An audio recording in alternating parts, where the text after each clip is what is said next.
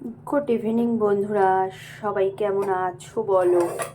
রিতার লাইফস্টাইলে সবাইকে স্বাগত জানাই আবার একটা নতুন ভিডিওতে। শরীরটা খুব খারাপ, তাই আজকে সারাদিন কোনো ভিডিও করা হয়নি। এখন সন্ধ্যা হয়ে গেছে, ছেলেকে নিয়ে এসছি, নিয়ে এসে ওকে ম্যাম এসছে পড়াচ্ছে।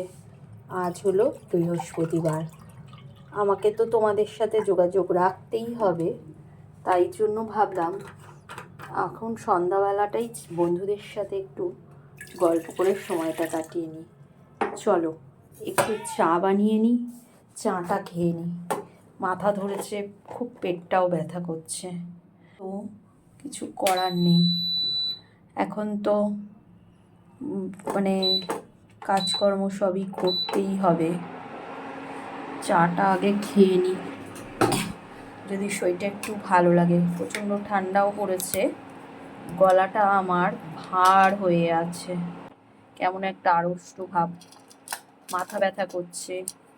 তারপরে সাথে রয়েছে হলো পেটটা খুব ব্যথা করছে, কেন জানি না। এই হলো আজকের গল্প আমার। তাই ভাবলাম আমার বন্ধুদের সাথেই একটু গল্প করি আর চাটা বানাই, বুঝলে। না খেলে শরীরটা ঠিক আরাম দিচ্ছে না, মাথাটাও খুব যন্ত্রণা করছে। অমৃতাঞ্জন লাগালাম, তাও কিছু হলো না।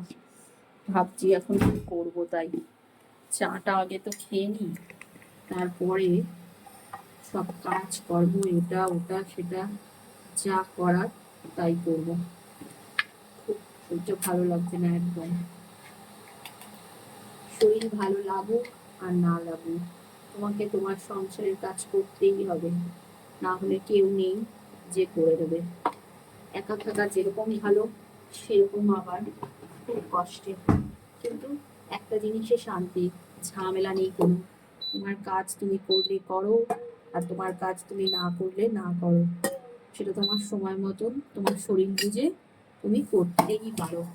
কিন্তু যদি তোমার সংসারে কোনো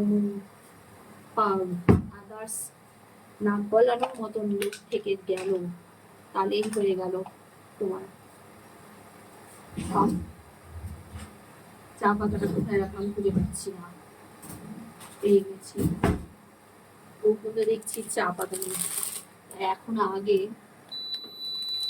চা পাতাটাকে কেটে নিয়েছি, চা পাতাটাকে কেটে চাটা আগে করে খেয়ে নিই, তারপরে সব কাজকর্ম করবো। যা ঠান্ডা পড়েছে, তোমরা সবাই কেমন আছো বন্ধুরা, কমেন্ট করো তো। এই যে ঠান্ডা, সবাইরই ঠান্ডা লাগছে জানি, কিন্তু যদি বাড়ির মেয়ে বউরা বলে কি ঠান্ডা, তাহলেই তো সংসারে অশান্তি। সবাই বলবে বাবা আমাদের কি ঠান্ডা লাগে না, আমরা কি কাজকর্ম করিনি, শুধু কি তোমরাই একা কাজকর্ম করো? হ্যাঁ, আমরাও তো ঠান্ডায় কাজকর্ম করেছি, আমরা তো এরকম ভাবে বলিনি আমাদের এত ঠান্ডা লাগছে এত ঠান্ডা লাগছে। তোমাদের এত ঠান্ডা কেন লাগে গো?